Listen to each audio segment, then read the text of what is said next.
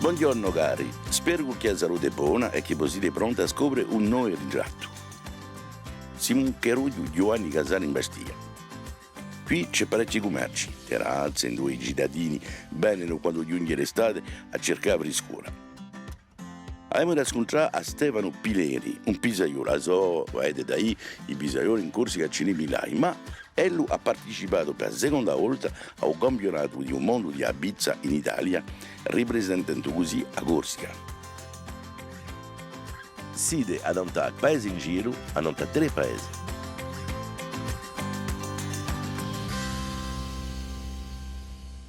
Stéphane, bonjour. Bonjour. Championnat du monde de pizza. Alors, il est allé 2 fois, Stéphane, c'est ça? C'est ça, oui. Première année, c'était l'année dernière, L'année dernière. à Parme. À Parme. Et là, cette année, il n'y a pas longtemps. C'était il y a quelques semaines, ouais. quelques jours, oui. Alors, ton histoire, elle est... Tu es tombé dans la pizza quand tu étais petit, puisque ça fait 35 ans que tu fais la pizza. Oui. Chez ton grand-père d'abord, C'est ça, oui. puis ensuite ici. Mais c'était quoi, un challenge pour toi de faire ce concours? Ça vient d'où? Eh ben, en fait, voilà, après 35 ans de métier, j'avais besoin d'un... Petit truc en plus. Voilà, comme on dit, coup de boost. un coup de boost pour relancer un petit peu la machine et la motivation. Et ce qui est génial dans les concours, justement, c'est les rencontres qu'on fait. J'ai rencontré un monsieur, un pizzaiolo, qui a 45 ans de métier. C'est-à-dire qu'il a plus de 60 ans, le mec. Et il continue à faire de la pizza. Donc, et quand on voit cette passion qu'il y a dans ce métier, parce que plusieurs métiers, il y a des passionnés, il y a des...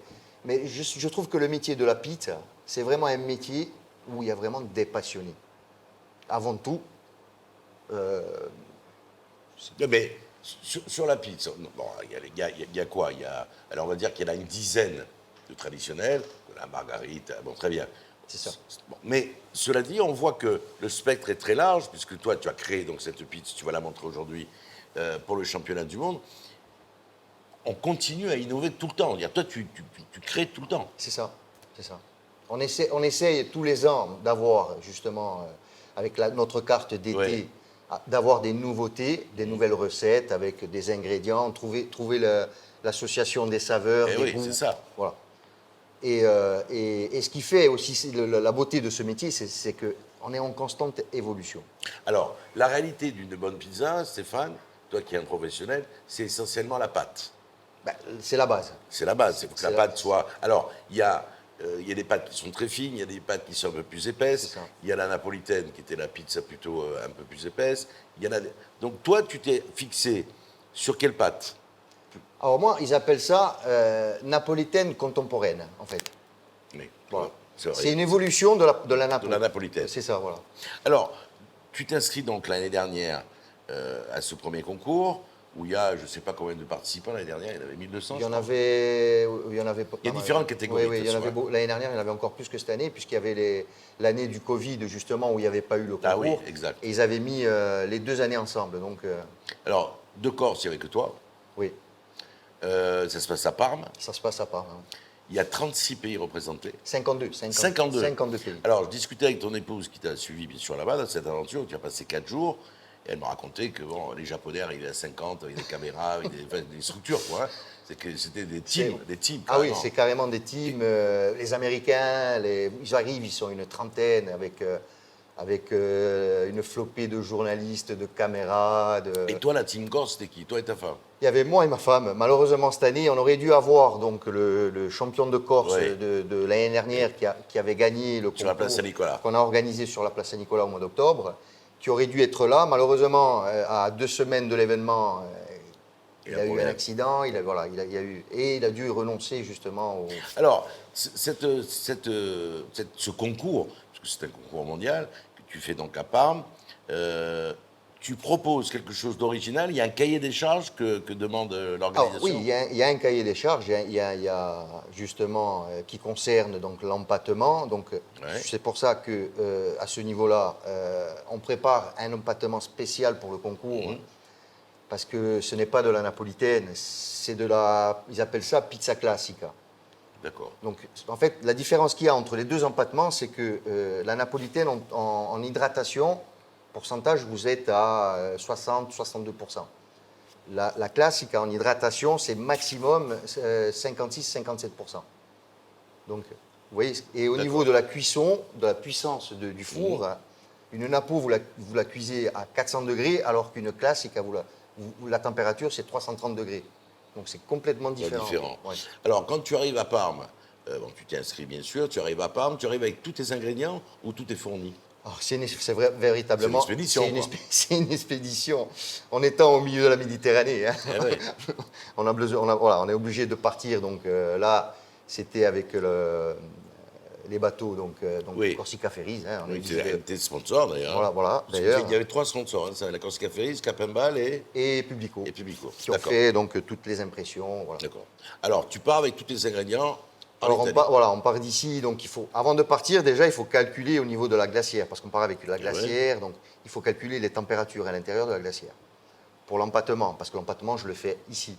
Ah d'accord, ok. Voilà, je le fais ici. Donc c'est un empattement qui a 4 jours de fermentation. Et il faut donc calculer les températures qui vont faire dans la glacière, après dans le bateau. Et au moment où on récupère l'appartement à Parme, puisqu'il faut louer un appartement avec un frigo, une cuisine, parce que certaines préparations, on est obligé de les faire là-bas, la veille. Donc si on n'a pas de cuisine, donc forcément. Et donc l'empattement reste dans la glacière pendant 19 heures. Donc c'est-à-dire que pendant 19 heures, il faut qu'on arrive à avoir une température constante.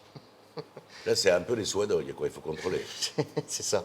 Alors, le concours en lui-même, il se déroule sur une journée? Alors, le concours, non, il dure 3 jours. 3 jours. Mais toi, tu participes simplement à une journée? À une journée, à une seule catégorie, oui. D'accord. Et tu fais une seule pizza? Une seule pizza. Et si vous voyez ce qu'on emmène pour faire une seule pizza... Je ne veux même pas imaginer ce que ta femme a dû vivre, là. Alors, ça se passe le matin, tu as un juré. Il y a des jurés qui viennent. Alors, qui viennent voir quoi? Ils viennent voir la pizza, la pâte déjà, ils contrôlent les différents ingrédients, ils notent tout ça. Alors, logiquement, il y a 8 tables de 4 jurys.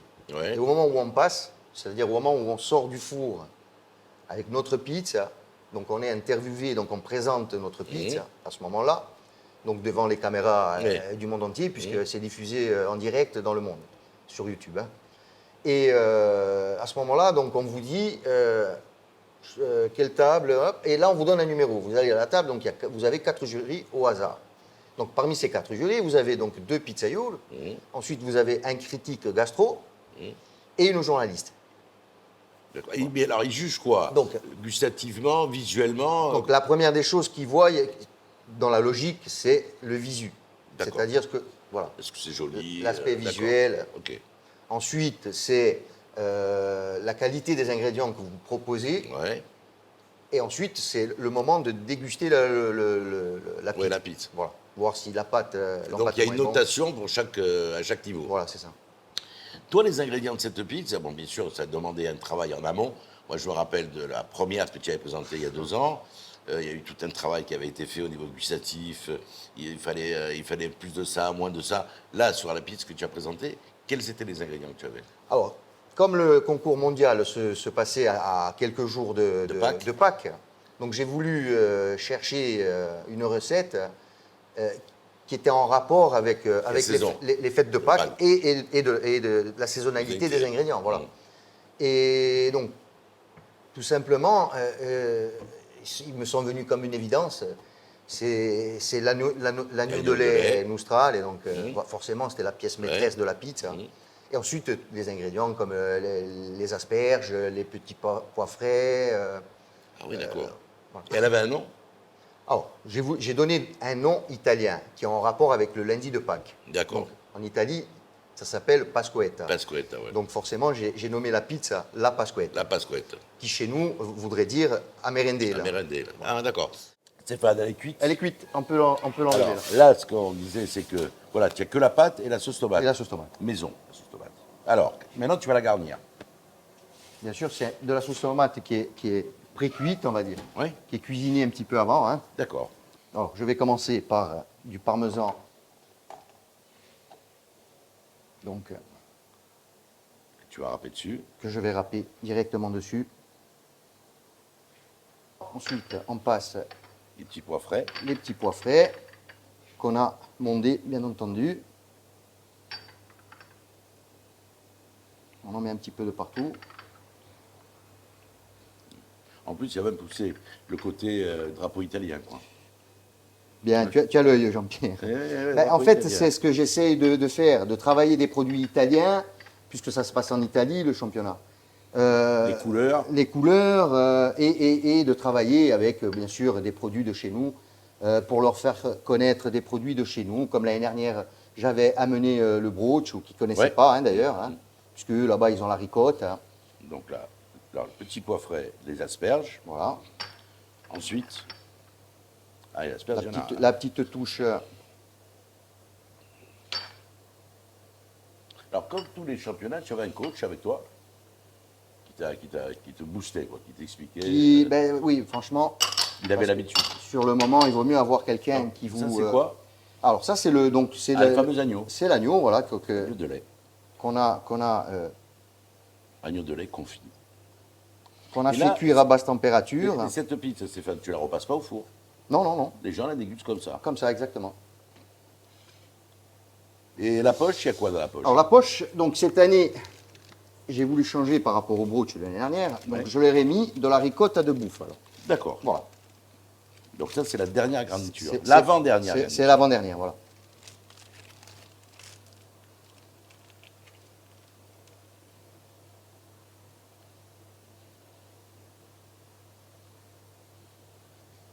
Alors, les tuiles, c'est des tuiles de quoi? C'est des tuiles de parmesan. D'accord. Ah, je l'ai cassé. Ça m'arrive. Donc, c'est des tuiles de parmesan Ah, que tu mets en déco. que tu mets en déco. D'ailleurs, c'est tellement fragile, fragile, hein. que, voilà, tu as vu, j'ai les mains qui tremblent plus que le championnat du je monde. remarque une chose, Stéphane, il n'y a pas d'huile d'olive. Non, Tu n'en mets pas. non, non, tu n'en mets pas, tu n'en mets pas. Donc, tu as vraiment le goût de tous les produits nature. Exactement, c'est pour ça que je ne mets pas d'huile d'olive, parce que justement, le goût de l'huile d'olive changerait Eh oui, ça donne. le goût complet des ingrédients et de la pizza. Voilà donc cette pizza qui a représenté la Corse donc au championnat du monde donc à Parme. Voilà, la finalisation, c'est ça. Et bon, on va pas revenir sur les classements parce que voilà, on a été tous énervés un peu. C'est joli, les produits sont frais, la pâte est magnifique. Regardez, elle est juste craquante, elle est souple et craquante. Et voilà, vous la voyez, vous ne pouvez pas la déguster, c'est bête. Hein. Moi, Jean-Pierre va la goûter tout à goûter. l'heure. On va la goûter. Bien, justement, on va la goûter tout de suite. Donc, bien sûr, Ciseaux. ciseaux pour éviter de casser l'alvéolage. Donc, pour un championnat du monde, c'est très, très important d'avoir l'alvéolage bien défini et bien prononcé, parce que c'est en partie ce qui juge là-bas Donc, sur ces championnats du monde, tu n'en as fait qu'une, que tu as présentée. que j'ai présenté. Voilà. Tout ça, voilà. Ah, voilà. Tiens, ouais. Ça vous fait envie, hein? Eh ben non. Ça, c'est le privilège que j'ai. C'est une passion alimentaire que j'ai, oui.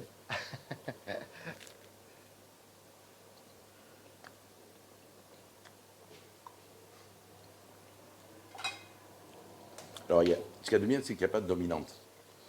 La sauce tomate est bien mise. Le goût de l'asperge arrive. Le petit pois. Des petites crèmes qui amènent en définitive de la rondeur à la pizza. Alors, si ça vaut la de 200e place, j'aurais voulu goûter les 4 premières. Hein. Que j'ai vu en photo qui étaient brûlées en plus. Hein. Bon, allez, on va pas faire de chauvinisme. En tout cas, nous, on lui souhaite. Moi, j'ai fait le boulot, voilà. Voilà. Et ce que j'en ressors, c'est ça. C'est que j'ai fait mon boulot de A à Z, et c'est ce qui me galvanise pour la suite. Alors, c'est pas une pizza. Donc, tu l'as préparée pour les championnats du monde, tu t'es présenté. Bon, il y a un juré un peu particulier parce que bon, c'est que des Italiens qui ont remporté les prix. Les gens qui sont venus avec toi ou qui te connaissent et qui ont vu ta pizza ne trouvent pas ça normal. Parce que moi, j'ai vu des photos de pizza gagnante, la pâte était brûlée. Bon, on va pas remettre là-dessus. Oui, parce oui, que voilà, bon, il c'est- faut avancer, quoi, parce que tu vas remettre le couvert l'année prochaine. Non, hein. ouais. Façon de parler. Alors, cette pizza, est-ce qu'on peut l'avoir chez toi ou pas du tout? Alors, c'est une pizza qu'on prépare spécialement Spécialement pour eux. pour le concours avec une recette. Voilà, l'agneau de lait, la préparation, c'est cuisson à basse température. C'est un agneau confit.